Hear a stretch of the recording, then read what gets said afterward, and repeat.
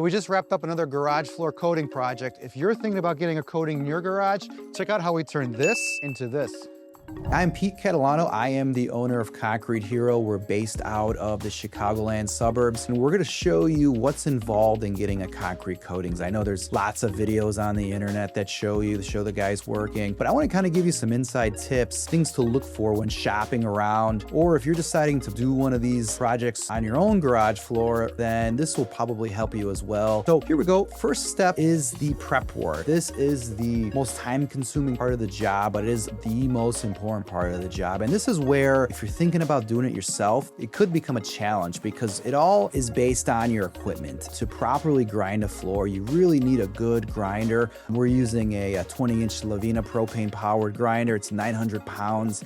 It just eats through that concrete and does an amazing job of prepping the floor. Now, if you don't grind it, you will not have a floor that's going to last. It will peel off over time. So properly grinding it is essential. A lot of people, that's where they fail. Once we grind it, we fix all of the damage that's on the floor. It's going to be hard to find a garage floor in the Chicagoland area or anywhere that's cold weather climate that's not going to have some damage to it because of the salt that gets brought into the garage. All that damage must get repaired. We use a fast setting material that we call a mender. It's basically a fast setting polyurea that's going to fill all the holes, fill all the cracks. It sets in 20 minutes and then allows us to grind it once it fully sets. Time consuming part, but again, just like the grinding, it's crucial to installing a professional floor. Once the floor is prepped, as far as everything has been repaired, we're gonna grind it one more time. We're gonna vacuum it. You wanna use a HEPA filter vacuum. Make sure that you don't have dust particles flying all over the place. Very dangerous to inhale that dust. Now, once it's all vacuumed and cleaned up, we are now ready to put our base coat, or we call our primer coat. This project, we're using a polyurea. It's a high solids, 98% solids polyurea. It's extremely strong. It's got a lot of flexibility to it, or elongation.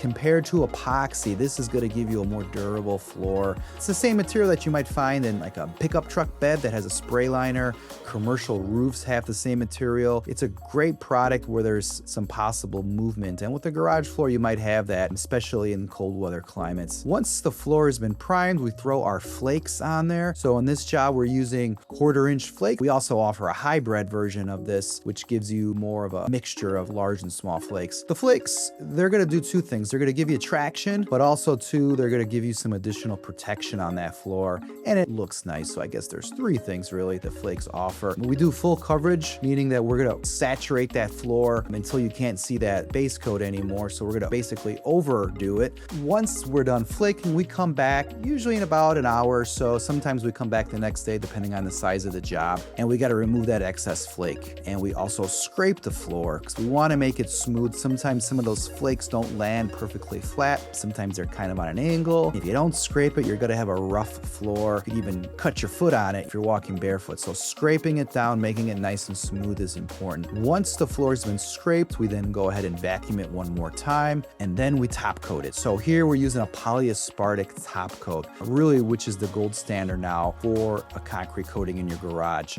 You don't want to use epoxy on the top because epoxy, unfortunately, will turn yellow over time. And this garage has lots of light that hits it through the windows. Also, epoxy over time kind of tends to get real hard and brittle and can easily crack, where the polyaspartic won't do that. It's highly scratch resistant, chemical resistant. So when you're getting one of these floors, you really want to invest the extra money. It doesn't really cost that much more, to be honest with you, to go with a polyaspartic top coat. The guys are squeegeeing that. They're going to roll it out, make sure that everything, all the details are not missed. And that's pretty much the install process. And here's a nice before and after, and just a great floor, highly durable, highly easy to clean. So that's our install. Now, if you do live in the Chicagoland area and this is something that you're thinking about and you want to get a quote from us, you could just click on the link in the description. Or if you are just curious to know what the price of one of these floors is, that's also in a video that I placed in the description that kind of goes over all the variables